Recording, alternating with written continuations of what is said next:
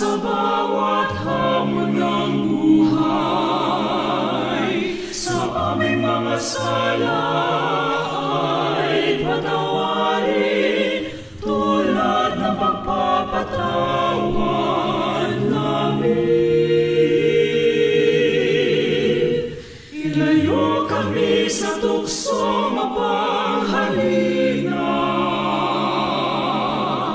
ipagsanggalang sa lahat ng masama. Aming diwa'y punuin ng pagpapala at bantayan ng mga anghel sa lupa. Isabela,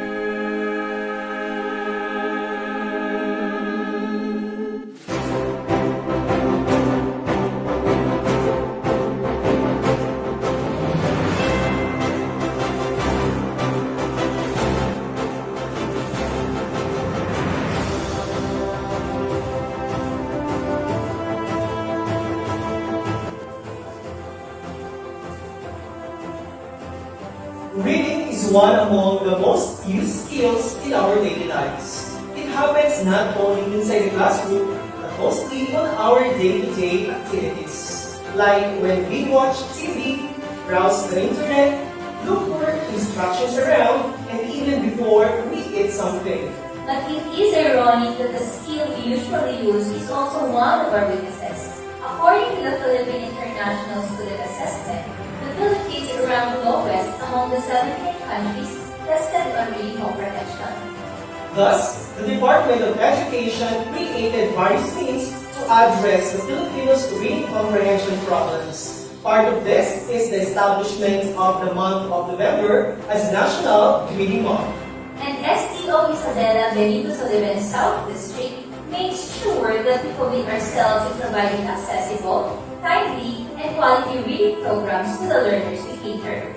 And today, ladies and gentlemen, we shall witness the different presentations of the 16 schools of the district for their best practices and problems encountered in delivering their reading programs. Aside from showcasing the existing and ongoing practices of reading, we shall also witness the convergence of the various stakeholders of the community in support of our programs, specifically the Division of Isabela's Brigada sa Pagbasa implementation. We also launched today the contested activities for the month-long observance of the reading efforts for all grade levels. Likewise, we will also get to know the people behind the innovations on reading programs in our district. And what are you waiting for, Sir Lau? I think everyone is feeling the excitement as the program unfolds. I couldn't agree more, Ma'am Diane. So, the program starts now. Welcome to Sdo Isabela Benito Soliven South District Reading Month Kickoff.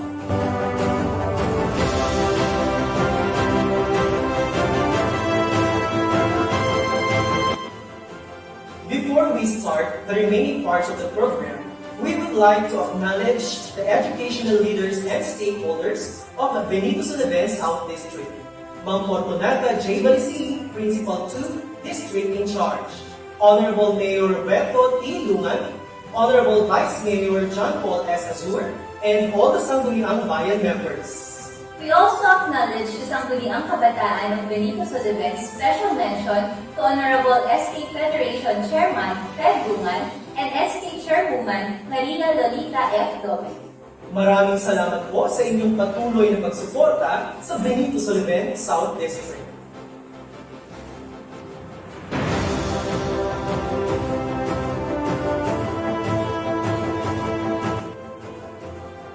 For the words of welcome, let us listen to the brave leader of the district, Ma'am Alpha C. Bautista, Principal of Andabuen National High School.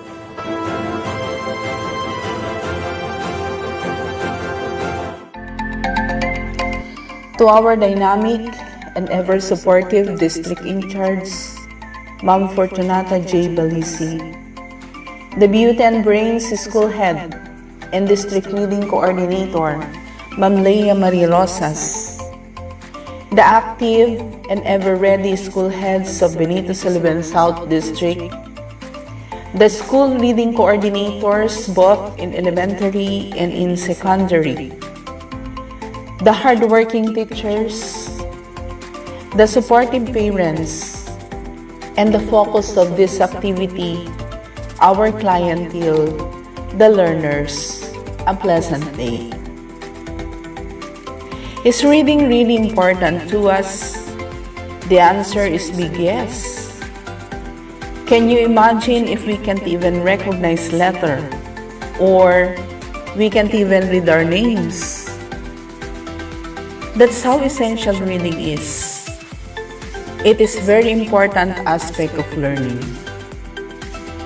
Prior to this pandemic that we are facing for almost 2 years now, high frustration level is one of the problems that we are trying to find solutions. Reading interventions, innovations, from central office down to schools were introduced because helping learners to read, to comprehend is crucial. I would like to take this opportunity to invite and encourage the community to take action and work hand in hand for the benefit of our learners. Let's begin at home. Parents may introduce the basics to their children and it will be enhanced in schools. Community people who are able and capable may adopt learners in order to help them improve their reading skills. Be a volunteer, maging kabrigada sa pagbasa. Let's stop blaming each other if our children can't read. Let's eradicate illiteracy. Thank you and God bless. Thank you for the warm welcome, Ma'am Alpha. This time, let's listen to the mind of the event we are attending today. The District Reading Coordinator of Benito Soliven South, Ma'am Leia Marie R. Rosas, for the statement of purpose.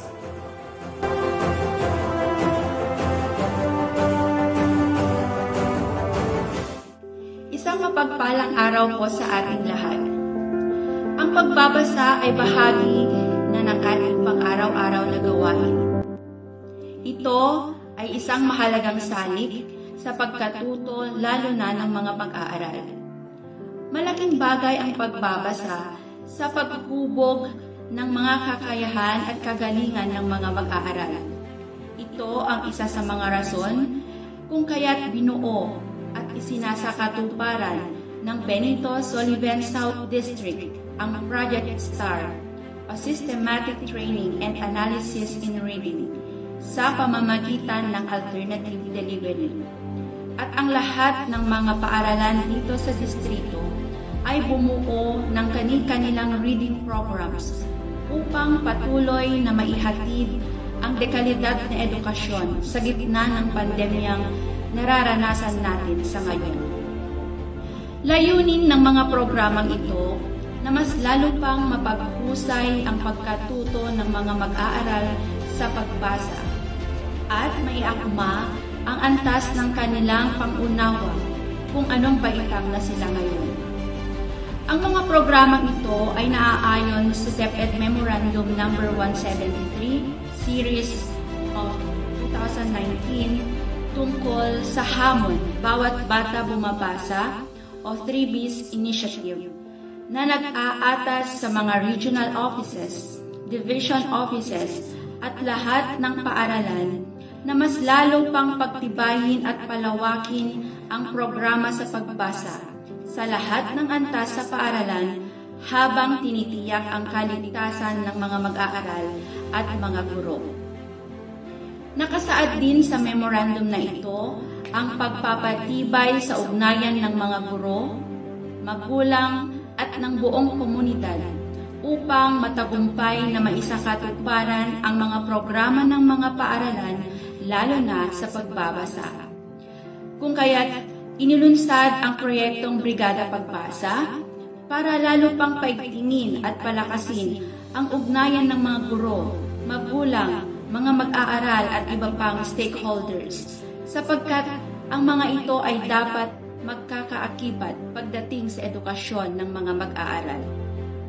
Sa bawat pagbisita ng mga guro sa mga tahanan ng mga mag-aaral, hindi matatawaran ang saya sa mukha ng mga bata na muling masilayan ang kanilang mga guro pagkatapos ng higit isang taon. Isang indikasyon na ang mga bata ay sabik pa rin sa klase. At nasaksihan din ng mga guro kung papaano ang ginagawang hakbang ng mga magulang upang magabayan ang mga anak sa pagsagot sa mga nakatakdang gawain sa araw-araw at pagtuturo sa mga ito upang bumasa. At sa bawat araw ng pagbisita ng mga guro sa tahanan ng mga mag-aaral, pumasok ang realisasyon na ang pagpapanday dunong sa mga bata ay hindi lamang gampanin ng mga guro, kundi ng mga magulang din. At sa unti-unti nating pagbabalik sa dating normal, tiyak na magagawa ng mga paaralan dito sa Benito Soliven South District ang paghahatid ng karunungan sa bawat kabahayan ng mga batang mag-aaral sa tulong ng mga magulang, LGU, volunteers at iba pang mga stakeholders. Maraming salamat po at muli magandang umaga po sa ating lahat. Thank you, Ma'am Leia. At this juncture, let us listen to Sir J.C. Banataw, Reading Coordinator of Ara Elementary School and District's Reading Core Team Member, for the presentation of the Reading Program Organizational Composition.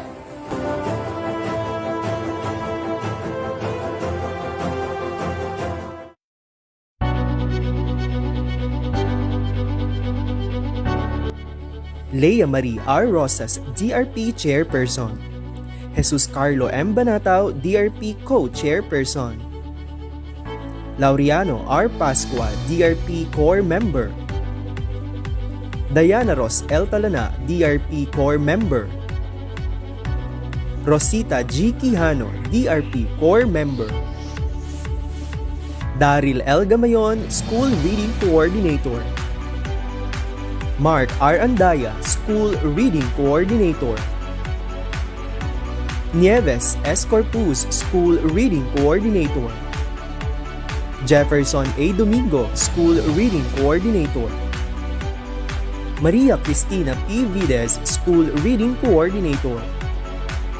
Rosita G. Quijano, School Reading Coordinator. Julian G. Castillo, School Reading Coordinator.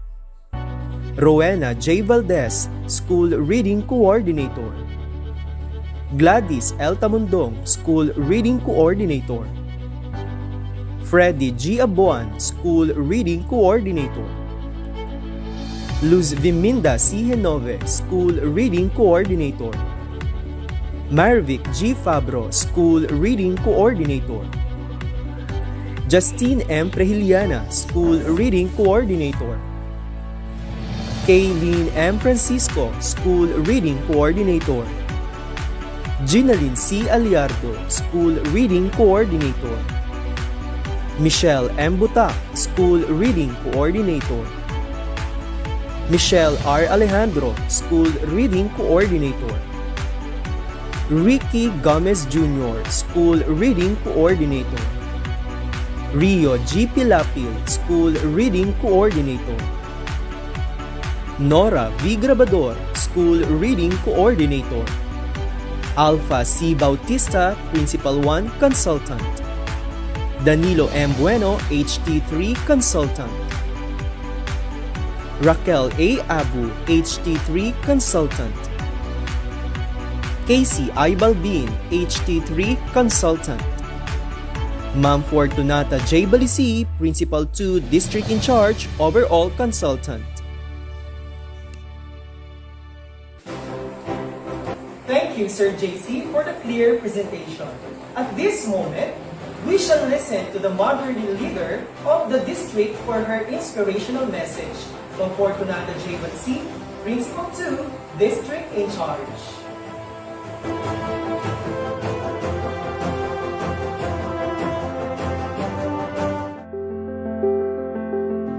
A wonderful day to everyone. First of all, I would like to extend my congratulations to all of you, dear teachers, for initiating and designing your school reading program in support to DepEd Memorandum 173 Series of 2019 entitled Hamon, Bawat Bata Bumabasa, or the 3Bs Initiative. Today, we are united to launch our district reading program where all your school reading program activities were encapsulated. Rest assured that our district, through our school heads, will extend 100% support for the realization of the goal of our reading programs. May our learners be equipped with the reading skills to make them proficient and independent readers. Congratulations again and good luck.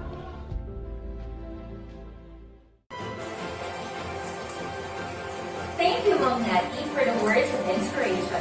At this point of time, let us be more inspired with the programs and projects of the different schools of our district that focus on the enhancement of reading among our clients.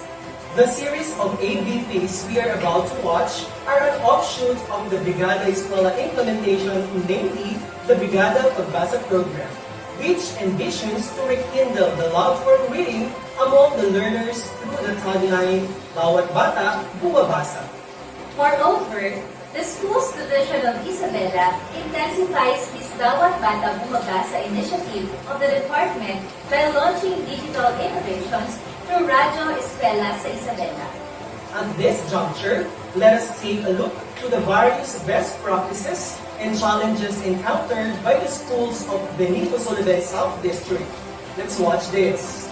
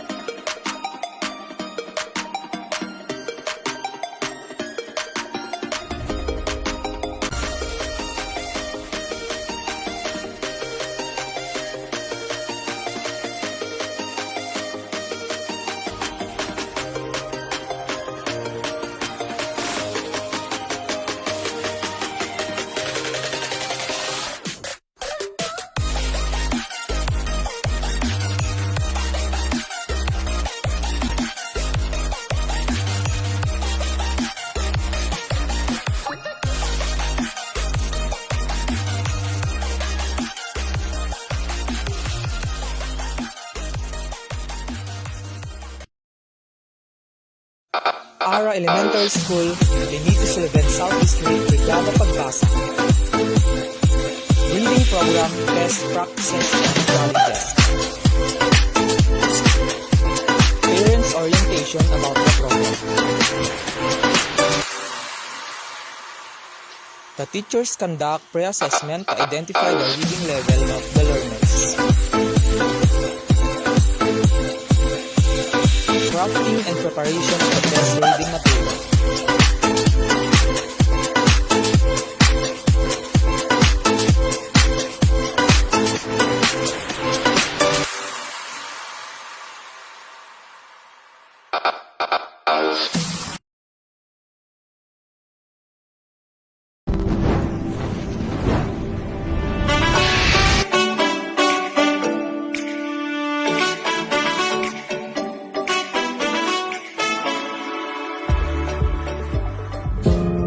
In line with Bawat Bata Bumabasa initiative, the Department of Education continuously empower educational institutions to foster reading and literacy among the learners, thus implementing the flexible reading programs to uplift the reading comprehension skills of the learners even amidst pandemic. As a gesture of showing our support to the aforementioned program, Baliao Integrated School is putting its utmost effort in attending to the needs of the learners. Parallel to this, we conducted reading activities both face-to-face and online sessions which intend primarily to determine the level of reading comprehension of the learners.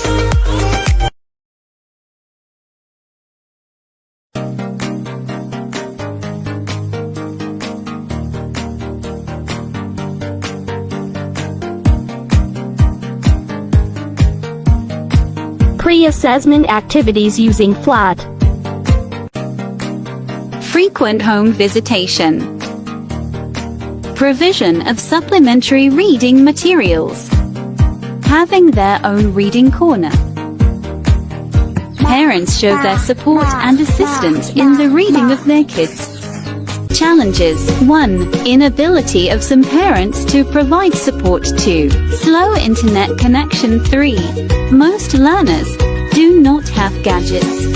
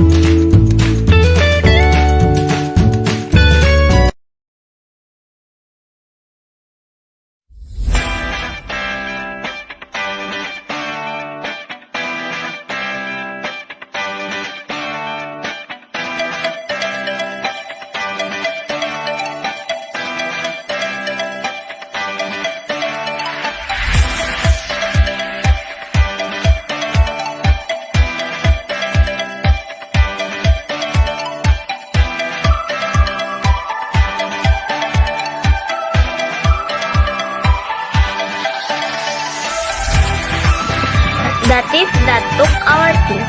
There was a thief in our house. He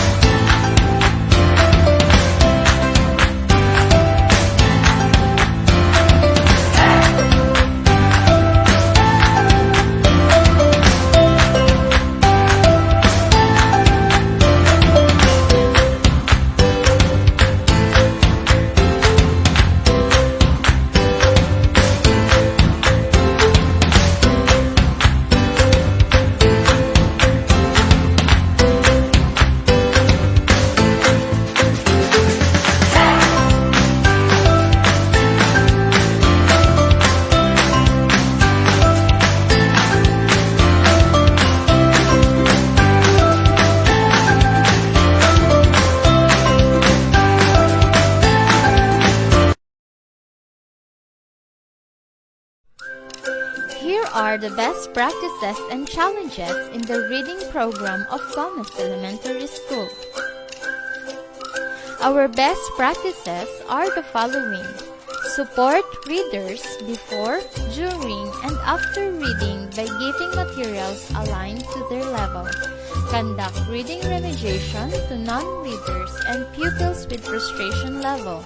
Allow pupils to work in group and peer reading teaching. Tap parents in support to their children's reading development. Reading coordinators attend webinars on reading programs. Monitor and evaluate reading activities for improvement. Our challenges involves poor reading comprehension of the readers, difficulty in vocabulary terms, especially in English, lack of motivation to read, and some parents do not have time to guide their children due to work.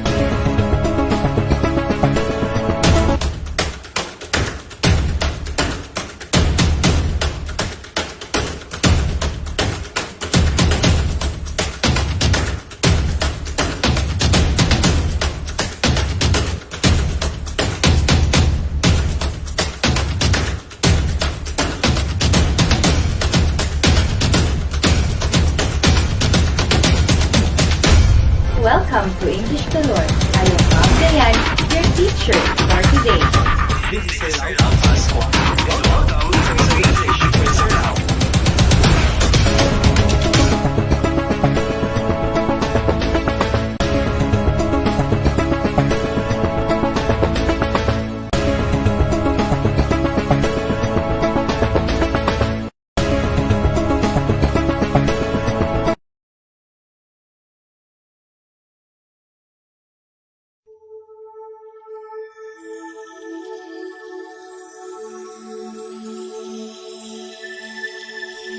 Para na mag-enroll na sa NMIS, pakita na ang galing mo admissions. Para na mag-enroll na sa NMIS, oo, para na mag-enroll na sa NMIS. Tara!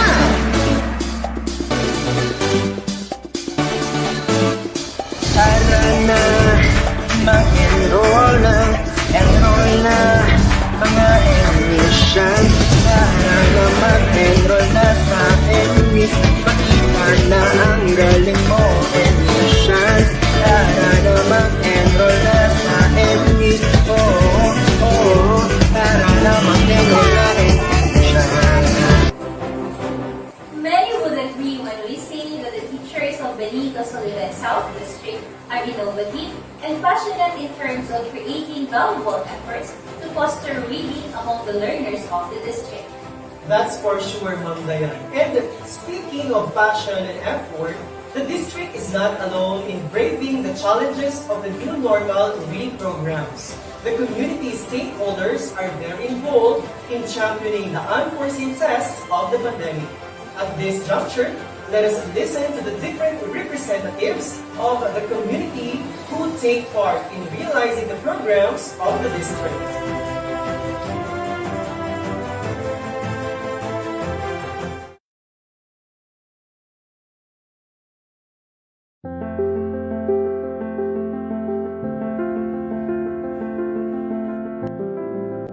We've been through a lot of challenges in this time of pandemic, but this never stopped us to find ways to learn. Saksi ako sa kung paano binago ng pandemya ang sistema ng edukasyon.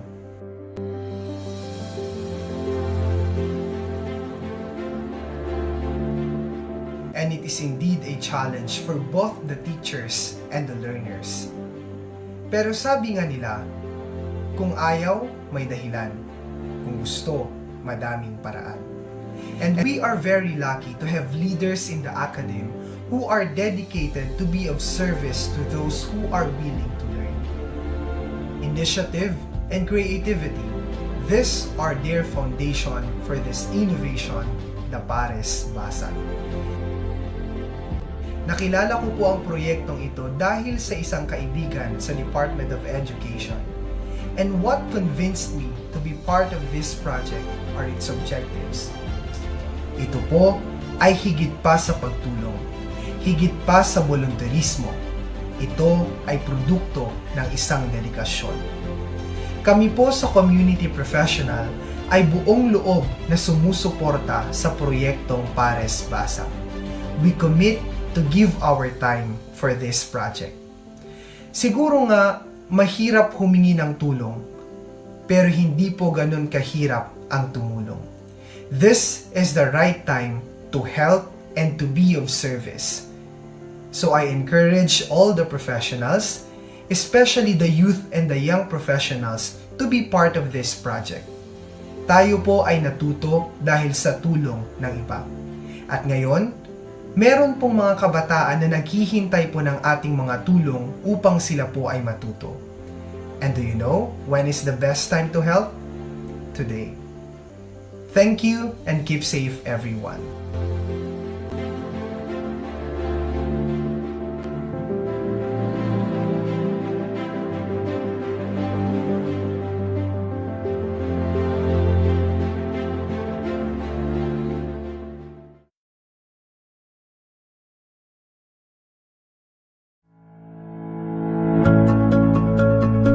Isang mapagpala at magandang araw po sa ating lahat. Una po sa lahat, At malugod ko pong pinapasalamatan ng ating mga mahuhusay na kaguruan sa kanilang walang kapares na husay at tibay sa pagseserbisyo para sa ating mga mahal na kabataan. Mula sa Sangguniang Kabataan ng Barangay Villaluz, nais ko pong ipapatid ang aming pagpupugay sa inyong project na Pares Basa. Tunay nga na hindi natitinag ang mga puso ng bawat kabataan para sa pagkamit sa kanilang mga pangarap. Ang konseho din po ay patuloy sa pagsuporta sa anumang programa para sa kapakanan ng mga kabataan. Muli, maraming salamat po at mabuhay. Naimbag nga daw kada kayo amin siyak apo ni Mr. Michael Corpus, Federation PTA President, iti Benito Soliven South District. Ket sakbay iti amin, ket kablaawak man iti District Focal Person of Reading, Madam Leia Arrosas, iti School Head, iti Andaman Elementary School, Maine. Kastamet aminin nga kakadwana. Kastamet kin ni Madam Fortunata D. Balisi, iti Supervisor, iti Benito Soliven South District. Mamaestra ken mamaestro nga nangi tartarabaho iti daytoy nga programa Bawat Bata Bumabasa sa kabila ng pandemya. Mapadayawan akmet tamay sanak kadagiti mangted iti mensahe para itoy nga programa iti pinagbasa iti ubing ket iti may bagat kas maysa met nga naganak para itoy nga programa ket maragsakan nak tauri kastoy iti panawen awan iti face to face nga klase ket agtultuloy latta iti panangted iti edukasyon para kadagiti ubing. Nakasaysayat daytoy nga programa pamalukoy dagiti ubing ken maawis dagiti naganak tapnon makabasa dagiti anak mi namnamayin nyo apo ma'am ken sir iti DepEd nga da kami iti Parent Teacher Association PTA iti Benito Soliven South District ket itid mi iti sibubu nga suportami nga tumulong kada kayo para iti amin nga programa iti DepEd. Ket kastan agyamanak.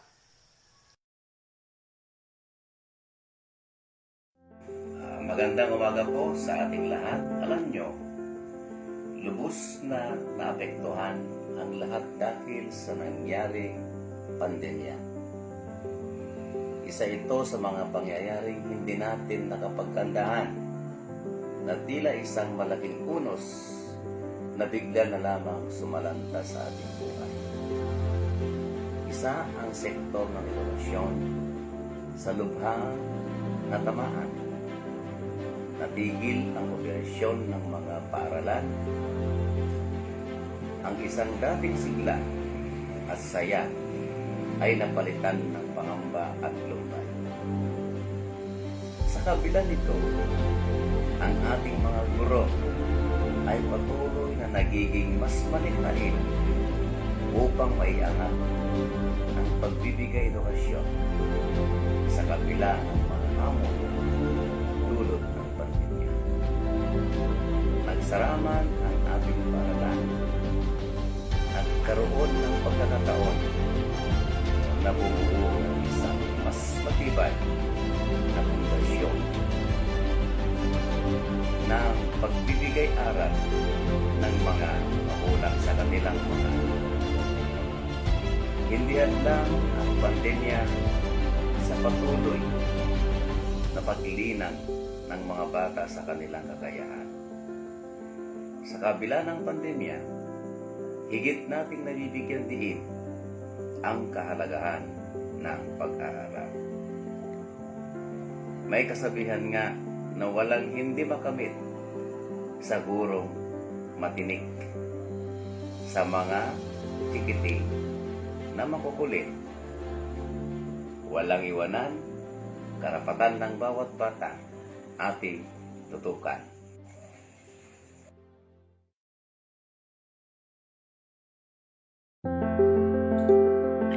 According to Francis Bacon, reading makes a full man.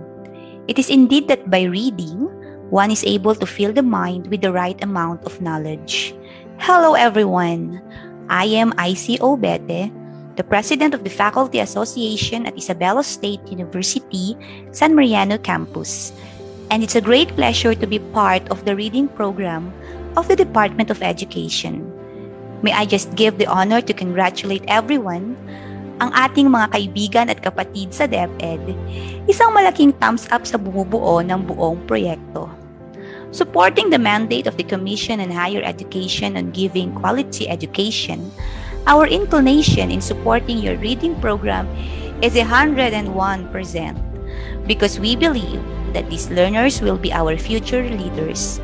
We, at ISU, specifically at San Mariano Campus, will never stop producing quality teachers to feed every Filipino students with an igniting passionate heart in teaching.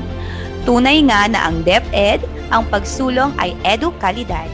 Walang COVID, walang mintis sa paghatid ng kaalaman. Keep safe everyone and God bless.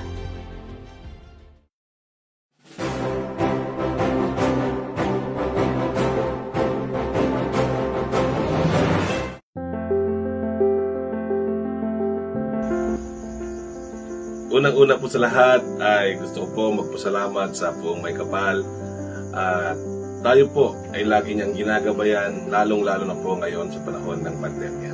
Pangalawa po, gusto ko pong batiin ang ating mga guro, ang ating focal person, si Ma'am Leia Rosas, ang ating mga parents, ang mga magulang, at syempre po ang ating mga learners, ang ating mag-aaral. Napakaganda po at meron po tayong programa, itong Brigada Pagbasa, dahil alam po naman natin na nasa panahon po tayo ngayon ng pandemya. Napakahirap po ang pamamaraan sa pagturo ngayon, lalong-lalo na po ay panay computer-based po ang ginagamit natin. Meron naman pong mga module, ngunit hindi ko po makita kung gaano ka-epektibo, pero naniniwala po ako na sa pamamagitan ng ating mga magagaling na guro, ng ating masipag na guro, ito pong Brigada Pagbasa ay magiging epektibo dahil sila po ay pupunta sa ating mga bahay-bahay upang ituro ang mga kailangan ituro sa mga bata. Hindi lamang po ang mga guro. Ang iniisip po ng LGU ay kasama po ang LGU. Kailangan po namin maglagay ng mga tao rin upang kahit paano ay makatulong sa pagtuturo sa mga estudyante natin. Alam po natin na napakaliit ang workforce natin sa DepEd. Kung i-1:1 natin sila, mahihirapan po tayong maturuan lahat ang ating mga mag-aaral. Lalo na po dito sa ating bayan ay may mga bahay na medyo malalayo. Kaya po malaking sakripisyo po ito ng ating mga guro. Ngunit nung nakausap ko po sila ay baliwala naman po ito dahil ito po ang kanilang ginagampanan. Ginagampanan lang po nila ang kanilang mga responsibilidad bilang isang guro.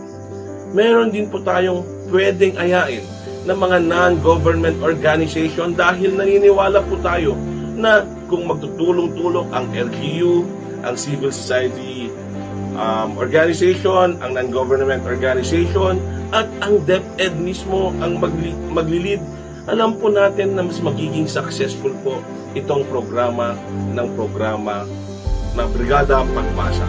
Ang tema po natin ngayon ay bawat bata bumabasa sa kabila ng hamon ng pandemya.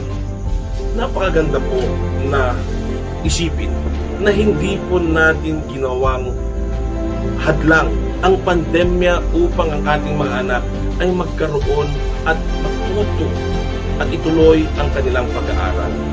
tayo po, nasa panahon po tayo ng pandemya, ngunit alam ko po na ang mga Pilipino ay maparaan. Ang mga Pilipino ay very cooperative. Lalong-lalo na ang ating mga magulang ngayon. Alam po natin, malaki po ang porsyento na nakasalalay sa atin dahil tayo po ang isa sa mga tumututok sa ating mga anak. Ang aking pong mensahe sa mga magulang, huwag po sana kayong magsawa na tutukan ang ating anak dahil alam po natin na itong nasa mga unang baitang, ito po ang mga pundasyon, ito po ang pagsisimula ng paggawa ng pundasyon. Lagi ko rin pong sinasabi na kung gagawa po tayo ng bahay, kailangan maganda ang pundasyon ng ating bahay. Ganon din po sa ating mga anak. Kung mabibigyan po natin ng magandang pundasyon ng ating mga anak, alam po natin na sa paglaki nila ay tuloy-tuloy po at ipagpapatuloy nila, mas lalo nilang madaling maintindihan ang mga sumusunod na subject o kanilang pag-aaralan. Ngayon po, mga magulang, huwag po kayo mag-alala dahil andito po naman ang DepEd. Andito rin po ang LGU na laging handang sumuporta sa inyo. Andito po ang LGU ng Benito Soliven, spearheaded by our municipal mayor, Mayor Robert Dilungan, at kasama ko rin po ang mga konsihal na nag-iisip rin po ng mga ibang paraan upang sa ganun ay mas lalo kaming makasuporta at makatulong sa inyo. Ganun pa po ang sa ating mga guro. Sa ating mga guro, ang aking mensahe, ma'am, sirs, wag po sana kayong magsawa na magturo sa ating mga estudyante at alam ko naman po na hindi kayo magsasawa. Sana tuloy-tuloy natin to at alam natin, lagi ko pong nasasabi, I always salute you, sinasalutuhan ko po kayo dahil ang pagtuturo, teaching is the most noble profession. Kung hindi po dahil sa inyo, wala po yung mga magiging susunod na professional, wala pong magiging abogado, wala pong magiging mga doktor, wala pong magiging inhinyero. Dahil po sa inyo, kayo po ang bumubuo, isa sa parte na bumubuo ng magandang society o sosyedad. Sa ating mga mag-aaral, ang aking pong paalala ay sana po tulungan natin ang ating mga sarili. Mahirap po ngayon ang mode ng pagtuturo o ang kalakaran ng pagtuturo dahil wala pa pong face-to-face. Ngunit nandito po ang ating DepEd. Ang sabi ko nga po, tulungan natin ang sarili. Andyan po ang inyong mga magulang. Pakinggan nyo ang ating mga magulang. Lagi po natin bibigyan ng oras ang pag-aaral. Dahil sabi ko nga po at lagi ko pong naririnig sa mga matatanda, ang pag-aaral ito lamang po ang pwede nating isang ipamana sa ating mga anak na hindi po mananakaw o makukuha ng iba. Ito po sabi, hindi ko na po papatagalin ang aking pananalita. Ang gusto lang po namin, our pledge of commitment. Ang pledge po, ang commitment po ng LGU ay lagi po kaming susuporta sa inyo. Mapa-financial po man yan o physical na trabaho. Huwag po kayong mag-adubiling lumapit sa amin. Nandito rin po ang ating focal person na si Ma'am Leia. Pwede niyo po kami itap. Andyan po si Mayor Robert Lungan, ang Vice Mayor niyo po si JP Asur at ang ating mga konsihal. Pwede niyo po kami itap at kung ano po ang pwede namin itulong at ay pinapasigurado po namin na ipapaabot po namin ang tulong sa inyo. So, in behalf of the LGU of Benito Soliven, spearheaded by our municipal mayor, again, I want to greet the teachers, the parents, and the learners a pleasant day. Maraming salamat po sa inyo.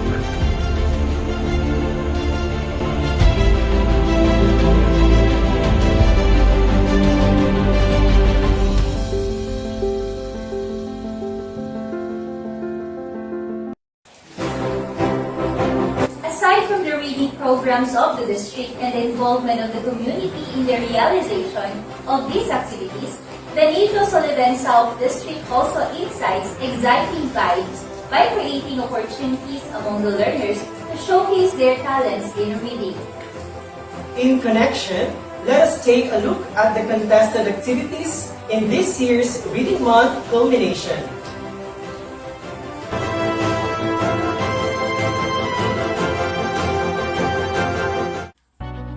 Reading Month Kick-Off Ways Forward. Nursery Rhyme, Kindergarten. Storytelling, Grades 1 to 3. Oral Reading Contest, Grades 1 to 3.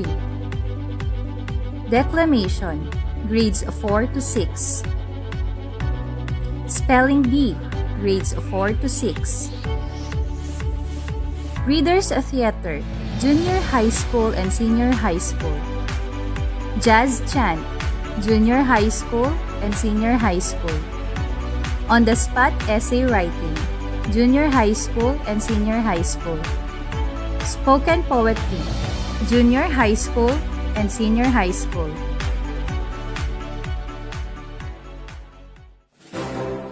Indeed, Sir Lau, it takes a community to build a school, and like a community, all members are important in achieving the betterment of its people. May this presentation we witness today inspire us more to be a stronger and more innovative reading teachers. May today's showcase also propel the visions of the department, the division, and the district in elevating the reading comprehension skill of our learners through the minds of the teachers, the guide of the parents, the support of the community, and the cooperation of everyone. Surely, time comes that in Sdo Isabela, walang batang maiiwan. And surely enough that in these coming days, here at Benito Soliven South District, bawat bata bumabasa. In behalf of the District Reading Committee, headed by Mayor Maria Rosas, I am Sir Lau Pascual. And in behalf of Benito Soliven South District, headed by Ma'am Fortunata J. Balisi, I am Ma'am Layan Talana. Your host for Sdo Isabela Benito Soliven South District Reading Month Kick-Off.